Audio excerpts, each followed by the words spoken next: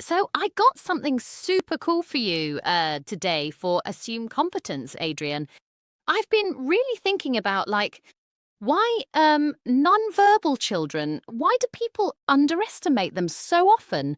It just, it feels like such a big thing that happens. Oh, I mean, that is like such a core question, Anna, and I'm so glad you brought it up.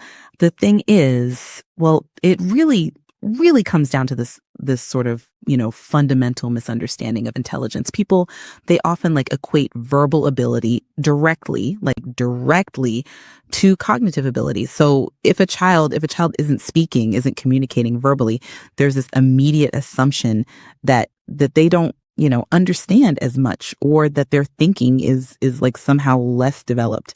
It's just really disheartening to see. Wow. So you're saying it's mainly this disassumption that if you can't speak, you can't think. Like, what are some of the other challenges that these kids face when they're like trying to show what they know, but they just can't say it? Yeah, exactly, Anna. It's that deeply ingrained bias. And then, beyond that, there's the sheer lack of appropriate assessment tools. I mean, traditional like standardized tests, they are just so heavily reliant on verbal responses, right? So a nonverbal child, they might like genuinely know the answer. They might understand the concept fully, but they can't express it in the way the test expects. It's a huge barrier.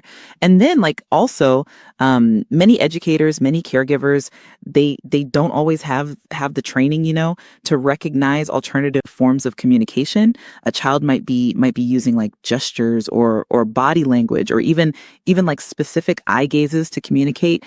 But if you're not clued in, you just miss it entirely.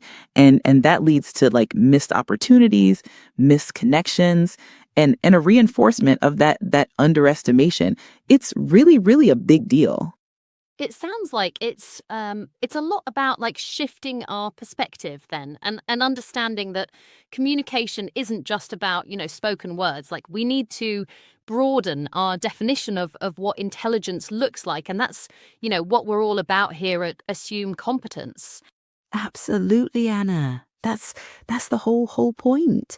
We have to assume competence, right? Look for those like hidden strengths, and give every child the chance to show what they truly know.